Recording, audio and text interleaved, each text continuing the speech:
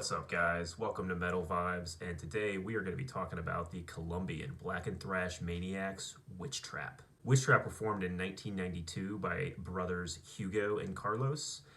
Carlos, aka Burning Axe Ripper, is the band's vocalist and guitarist, and Hugo is the band's drummer, and he goes by the alias Witchhammer. They would release a couple demos during the first decade of their career before releasing their debut album, Sorceress Bitch, in 2002. This album to me just really highlights everything Witchtrap are all about. Right from the start, the band knew they wanted to have an old school vintage sound, heavily indebted to thrash classics. And this sounds like it could have been a lost thrash classic from 1985. It's got a really trebly guitar tone, similar to early Destruction. The drums just kind of patter along in that way that just feels super raw and super old school. The bass has its own kind of distinct sound here. It doesn't necessarily always follow the guitars, which is really cool, and I feel like was also something you would hear in 80s metal albums a lot. The overall sound here is really raw and unpolished, and that's a great fit for the music itself. Again, there's a strong thrash influence here, especially a German thrash influence, like from the early stuff of Destruction and Creator. But it also has a bit of a blackened edge to it, and I think you can hear that right from the opening track, Dark Lord. After some thrashy riffs and a really catchy chorus, the song just kind of takes flight on this evil tremolo riff that just kind of rides off into the night. It's really cool. And it's amazing how catchy this album is overall. The song Ripping Torment is really cool with a really catchy chorus, even though it does sound a little similar to Morbid Angel's Maze of Torment.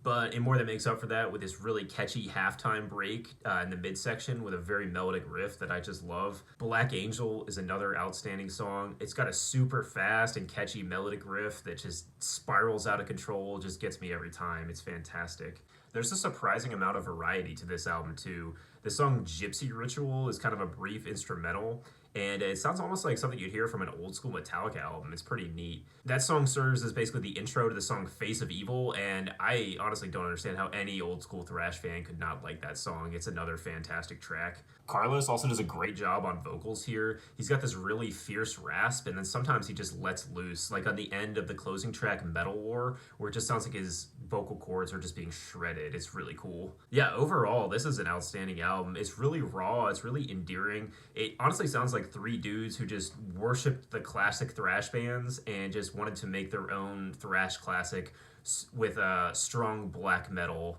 influence as well. Yeah, I consider this a black thrash masterpiece.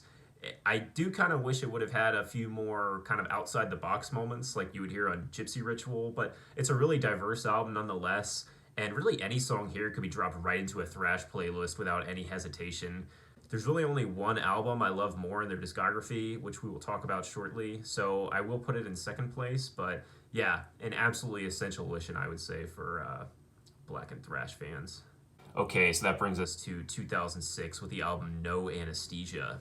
This definitely felt like a bit of a step forward for the band. This was their first album with their current lineup. They had bassist Enforcer from the Colombian speed metal band Nightmare join the band. Carlos and Hugo also played in Nightmare, so presumably that's how they all met.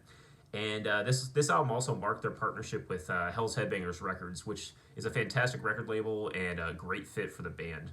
This album was also recorded in their home studio, which is interesting to me. It still retains a pretty raw and vintage sound like Sorceress Bitch did, but here it's just a little bit more polished, and I kind of like that, actually. It's got the same sort of metal spirit as the previous album, but just in a slightly more polished package. Musically, this continues their old school black thrash crusade. The song Heavy Drinker kicks things off in outstanding fashion. It's got these Aura Nora vibes that come from these just dive-bombing notes that I just love. The gang vocals during the chorus are a great treat. You really can't go wrong with gang vocals during a chorus in an old-school thrash-style song. Gallows and Crows is another cool track. It's got a cool ascending riff, another catchy chorus. Ride of the Beast, I love that track too. It's got this really melodic halftime riff roughly midway through. Forgotten Cemetery is another cool song. It's an instrumental track, and again, like Gypsy Ritual from the previous album, it kind of sounds like an old school Metallica instrumental. The only quibble I have about this song is that it comes a little early in the album. It's about a 4-minute instrumental. It's a cool way to mix things up, but I feel like it does affect the pace of the album a little bit. Nonetheless, there are other cool songs after this. BLMD is probably one of my favorite tracks here. The chorus is just them shouting that abbreviation, which stands for Black Leather Metal damnation. Oh, it's just so catchy, and yeah. And more variety here too. Disturb the Dead is a cool song, a slower track with a stomping rhythm, a really menacing riff, and some great bass work too. Metal Army March closes the album out in fine fashion. It's got, again, a little bit of a slower pace, mixes in some melodic riffs at the beginning, and lyrically, this song is just a celebration of heavy metal, which is awesome. I also love the way this track cuts off about halfway through and just lets the guitar just solo on its own with no other instruments present. It's a pretty cool touch, and it kind of shows how, well, Witchtrap usually follow roughly verse-chorus songwriting. They do some neat stuff like this to keep things interesting. Yeah, for a long time I did like Sorceress Bitch better, but I think on re-listen I actually enjoy the songs on No Anesthesia just a little bit more. It's got a similar level of variety as the previous album. It's got that same raw old school metal spirit. But again, the songs here just grab me a little bit more, and because of that I do have to put it in the top spot. Another fantastic album, and I would say another essential listen for Black and Thrash fans. Alright, the band would come back in 2012 with the album Vengeance Is My Name. So this is an interesting album. I feel like it has a little bit of a lower profile than their previous albums. There's fewer streams on Spotify of this album than their other albums. Despite that, however, it seems like the band are really proud of this album. At least that's what I've gathered from interviews. So interestingly, the songs on this album were actually composed years before its release. Apparently, a lot of these songs were written around the same time as Sorceress Bitch, interestingly enough. The release of this album, I guess, was delayed, however, for a couple of reasons. One, the band, I guess, were working with Nightmare in the gap between No Anesthesia and Vengeance Is My Name. They were spending some time fixing up their home studio, and then apparently they spent 2 years mixing and mastering this album. I think you can actually really hear that from the production, though. There's a pretty big difference in this album in terms of production. It's a lot louder, it's more modern, it's more in your face. The guitars just feel bigger. Definitely not as thin as prior albums in terms of the guitar tone. That being said, despite the more modern touches with regards to the production, it still has a gritty feel to it, particularly the vocals. That conviction is still there, that metal spirit is still there, and I love that. It's cool to retain that spirit, but just in a slightly more polished and well-produced package. Songwriting-wise, the band continued to hit it out of the park with great tracks. The first proper track, Winds of War, is a fun song with a fast-paced, catchy chorus. Damned to the Core, I would say, has an even catchier chorus and a super catchy riff that just sounds like something you might hear from an old-school speed metal band, or for a more modern comparison, a band like Hell Ripper. Put to Death is another really cool song. It's got Aura Nor written all over it, just so much energy in that riff. The song Metal is definitely a cool song, too. You have to have a pretty good song to live up to the simple name of metal, and I think this song really succeeds.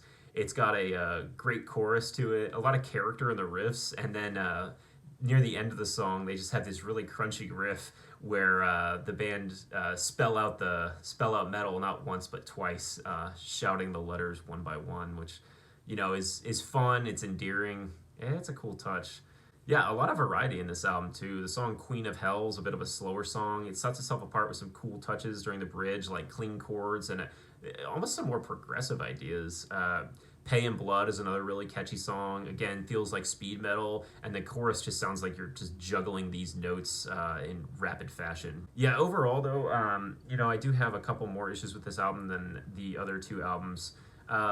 Like the prior albums, every song has its own identity, but I don't love every song here as much as I love every song from the previous albums. The closing track, I'll Take Your Head in particular, just feels a little bit, redundant to me. It doesn't necessarily stand out as much as the other songs.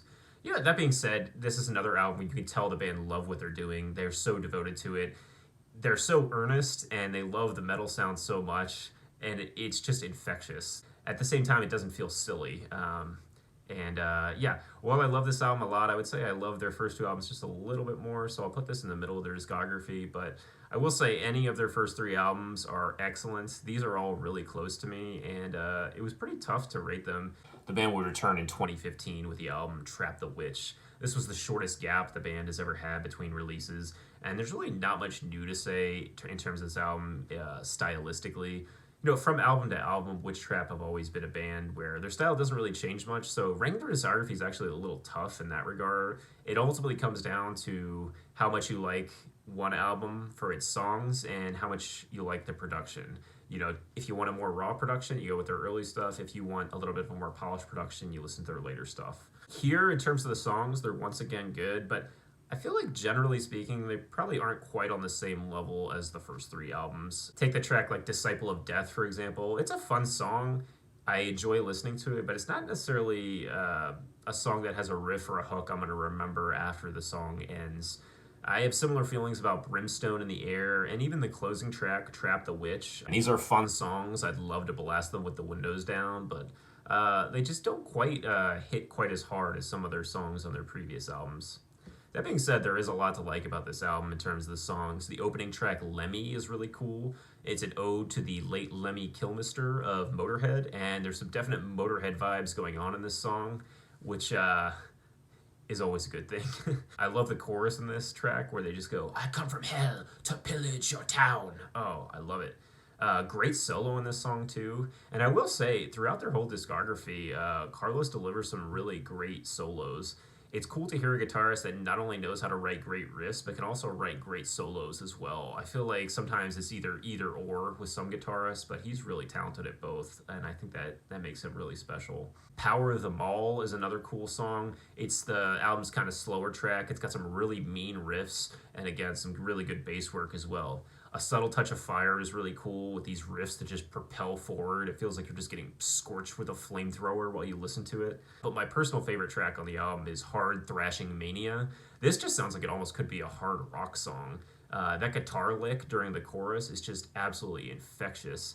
And then from there, you get a guitar solo that's just dripping with 80s classic rock energy. It's awesome. This is easily one of my favorite Witchtrap songs. Yeah, so overall, there's a couple songs I don't really love as much as their past material. The riffs sometimes feel a little bit less interesting than their past material too, but they really have no bad albums. This is another album I love. I enjoy listening to it all the way through. No skips. I definitely don't enjoy it as much as the first three albums, but yeah, this earns a spot right there below those three.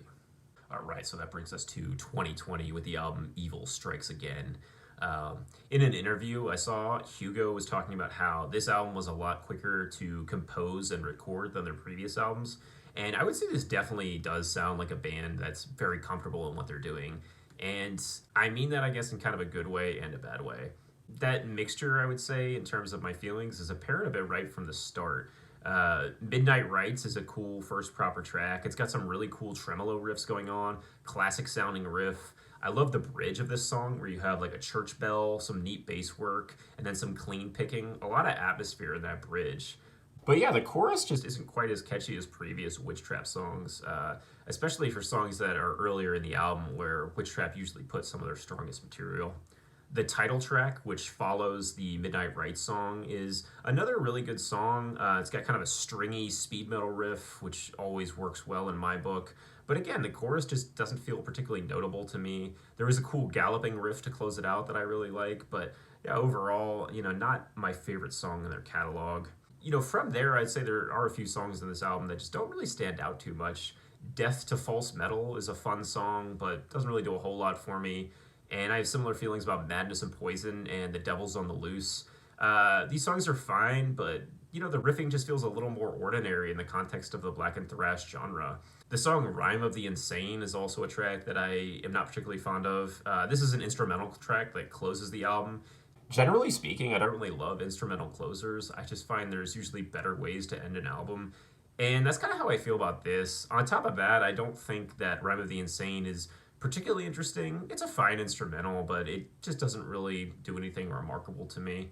I think my final quibble about this album is that the songs just sound a bit similar to each other here, and whereas the previous albums definitely were notable for their diversity, here a lot of songs to me just kind of have a similar feel, similar pace, similar vibe. It isn't necessarily a bad thing, but when you have a back catalog that has albums that really stand out because of their variety, it makes me not enjoy the album quite as much. That being said, there are some songs I really do like here. Return to Hell is the slower paced song earlier in the album. Got some really fun gang vocals going on in the chorus, some cool stop-start riffs later in the song that I really like. Dealing with Satan is another cool song. I like the chorus on that track. Born to Kill has this nice crunchy halftime riff later in its runtime. Kind of reminds me of Sodom, and Witchtrap used to do crunchy kind of halftime riffs like that a little more often, so it's cool to hear one here. The production on this album is once again pretty good. It's almost got a bit of a thicker and more bassy sound, which is kind of neat. It kind of sets this album apart from the others. And overall, this is another fun Witchtrap album. Obviously, my feelings about this one are a little bit more mixed, but I still think this is a really good album. I just enjoy the songs and the riffs a little bit more on their earlier stuff. But to me, this is another easy recommendation for any fan of the black and thrash genre. I love that Witchtrap have maintained a consistent style throughout their discography. It's cool to hear a band doing music like this so earnestly, especially in the modern era. There's clearly no trends with Witchtrap. They're just playing what they love, and you either have to love them or hate them for it. They've never released a bad album. Their whole discography is good. It was a fun time listening through their discography and a fun time making this video and being able to talk about them. So yeah, I would definitely recommend anyone checking out Witchtrap, especially if they love that old school kind of black and thrash sound. But yeah, that does it for this video. If you like this video, please subscribe, please drop me a like, and I will see you guys next time. Stay heavy.